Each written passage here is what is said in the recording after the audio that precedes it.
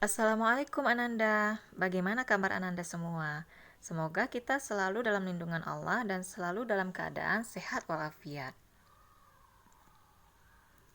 Ananda, Ustazah harap supaya kita semua selalu mengikuti protokol kesehatan yang berlaku agar kita tetap sehat dan terhindar dari penyakit yang berbahaya. Sebelum kita memulai pembelajaran kita, sebaiknya kita berdoa terlebih dahulu agar ilmu yang akan kita peroleh nantinya menjadi lebih berkah untuk kita. A'udzubillahi minasyaitonirrajim. Bismillahirrahmanirrahim. Rabbi zidni ilman warzuqni fahman. Baiklah Ananda, minggu lalu Ustazah sudah menyampaikan materi tentang iman kepada qada dan qadar. Kali ini kita akan menyambung materi tersebut. Sebelumnya Ustazah sudah sampaikan mengenai pengertian iman kepada qada dan qadar, kemudian juga dalil-dalil Al-Quran tentang qada dan qadar. Kemudian Ustazah juga sudah menyampaikan tentang macam-macam takdir. Jadi Ustazah ingin mengingatkan kembali bahwa takdir itu ada dua ya Ananda. Yang pertama itu ada takdir mubram dan yang kedua ada takdir mu'alaq. Takdir mubram yang tidak bisa diubah-ubah lagi karena sudah merupakan ketentuan dari Allah.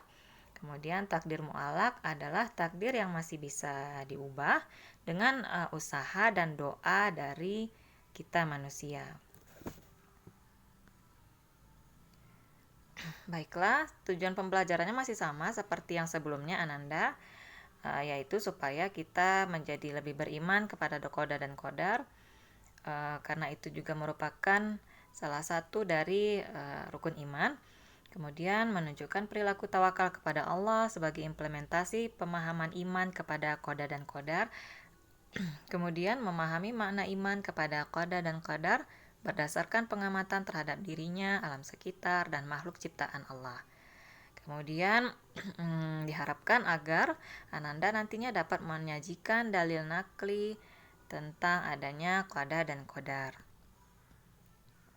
Baiklah, pembahasan kita kali ini tentang qada dan qadar yaitu tentang hikmah daripada beriman kepada qada dan qadar. Sebagaimana dijelaskan di dalam Quran surah Al-Hadid ayat 22. A'udzubillahi minasyaitonirrajim. Bismillahirrahmanirrahim. Ma asaba min musibatin fil ardi wala fi anfusikum illa fi kitabim min qabli an nabra'aha. Inna dzalika 'alallahi yasir. Yang artinya, tidak ada suatu bencana pun yang menimpa di bumi dan tidak pula pada dirimu sendiri, melainkan telah tertulis dalam kitab Lauhul Mahfuz sebelum kami menciptakannya. Sesungguhnya yang demikian itu adalah mudah bagi Allah. Jadi Ananda, setelah kita mengetahui dalil nakli, yaitu salah satu ayat Al-Quran yang menjelaskan tentang hikmah beriman kepada qada dan qadar, jadi dapat kita ambil kesimpulan bahwa jika kita beriman kepada qada dan qadar, maka insya Allah kita akan menjadi manusia yang bisa lebih mendekatkan diri kepada Allah. Kemudian diharapkan insya Allah kita nantinya bisa mendidik manusia untuk senantiasa berusaha dan ikhtiar, juga bisa mendidik manusia untuk senantiasa sabar dan tawakal, serta hikmah dari beriman terhadap qada dan qadar ini juga bisa mendidik manusia untuk tidak bersikap sombong dan takabur. Jadi Ananda, sebaiknya hal itu kita tanamkan dulu di dalam diri kita sendiri. Kita perlu belajar dan berlatih agar kita bisa menjadi lebih dekat kepada Allah. Kemudian perilaku yang mencerminkan iman kepada qada dan qadar. Yang pertama itu adalah senantiasa menjalankan perintah Allah dan menjauhi serta meninggalkan segala larangannya. Dan itu merupakan salah satu pengertian dari takwa ya Ananda. Kemudian agar senantiasa berusaha dan bekerja secara maksimal. Kemudian senantiasa tawakal kepada Allah secara menyeluruh dan berdoa, dan senantiasa memperhatikan dan merenungkan kekuasaan dan kebesaran Allah Subhanahu wa taala, serta senantiasa bersabar dan tabah menghadapi cobaan.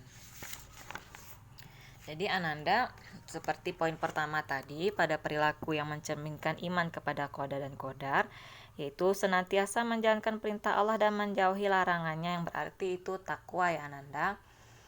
Jadi dalam bertakwa ini kita tentu dibutuhkan sikap tawakal.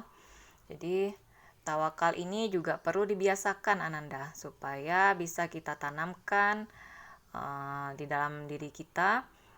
Jadi apapun yang terjadi tentunya atas kehendak dari Allah Subhanahu wa taala. Jadi kalau misalnya suatu saat nanti kita memperoleh kesuksesan, memperoleh kebaikan, jadi kita tidak boleh sombong Ananda, karena kita harus yakin bahwa kesuksesan kita itu selain didapatkan karena usaha kita, tentu juga karena adanya ridha Allah Subhanahu wa taala. Kemudian mengenai tawakal, ada beberapa tingkatan tawakal yang ingin Ustazah sampaikan. Yang pertama itu ada tawakal yang artinya hati senantiasa selalu merasa tenang dan tentram terhadap apa yang dijanjikan oleh Allah. Jadi seharusnya sikap tawakal ini dimiliki oleh setiap orang Islam, setiap Muslim, karena tawakal ini sangat penting untuk kita Nanda. Kemudian yang kedua ada taslim, yang artinya itu menyerahkan urusan kepada Allah, karena Allah yang maha mengetahui segala sesuatu mengenai diri kita dan juga keadaan kita. Kemudian ada tafwid, yang artinya ridho atau rela menerima segala ketentuan, ketetapan yang telah Allah berikan, bagaimanapun bentuk dan keadaannya. Jadi tawakal merupakan bentuk perilaku terpuji yang perlu kita kembangkan dalam kehidupan kita sehari-hari. Jadi dengan kita bersikap tawakal, berlatih untuk tawakal, insya Allah kita akan banyak mendapatkan hikmah di dalam kehidupan kita. Memang ini perlu dilatih Ananda supaya bisa menjadi karakter kita. Jadi kita tidak mudah berputus asa jika apa yang kita inginkan tidak bisa kita capai. Jadi contoh dari sikap tawakal ini Ananda yang berkaitan dengan qada dan qadar. Misalnya saat kita akan keluar rumah, akan bepergian, maka kita selalu membaca doa keluar rumah. Itu bismillahi tawakkaltu 'alallah la haula wala quwata illa billah. Kemudian contoh lainnya lagi, misalnya setelah kita selesai mengerjakan soal-soal MIT ini, soal-soal ujian ya Ananda. Terus kemudian Ananda berdoa mudah-mudahan nilainya tinggi atau tidak rendah lah nilainya. Dan kemudian setelah berusaha berdoa, kita serahkan sepenuhnya hasilnya kepada Allah. Jadi ini juga salah satu cara untuk menghindari kita dari stres ya Ananda.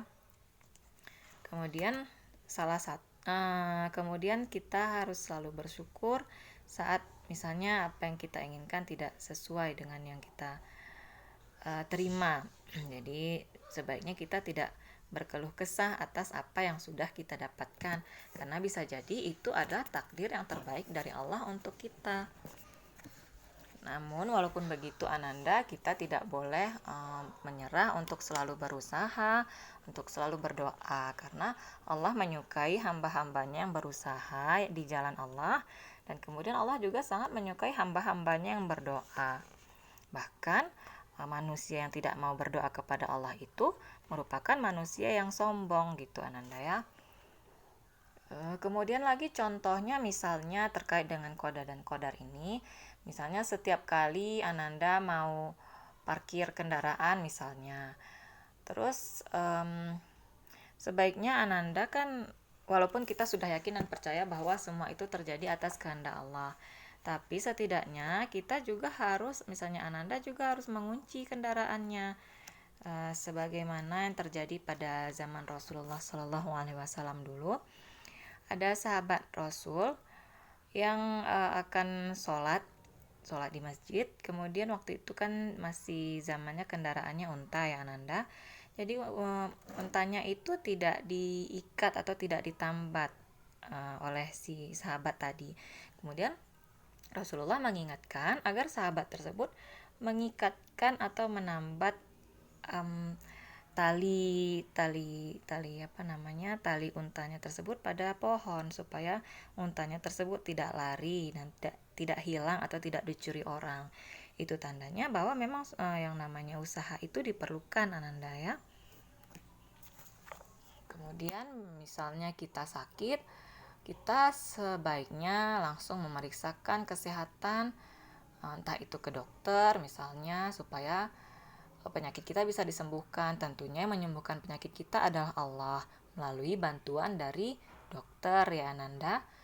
Kemudian itu juga merupakan salah satu usaha kita supaya bisa sembuh. Baiklah Ananda, sampai di sini bab mengenai iman kepada qada dan qadar. Jika ada Ananda yang ingin bertanya, silahkan langsung menghubungi Ustazah, atau jika ingin menyampaikan pendapatnya terkait materi kita ini juga silahkan langsung menghubungi Ustazah ya Ananda. Dan apa yang sudah Ustazah sampaikan silahkan dicatat di buku catatannya agar nanti bisa dibaca-baca kembali. Baiklah Ananda, wabillahi taufik wal hidayah. Wassalamualaikum warahmatullahi wabarakatuh.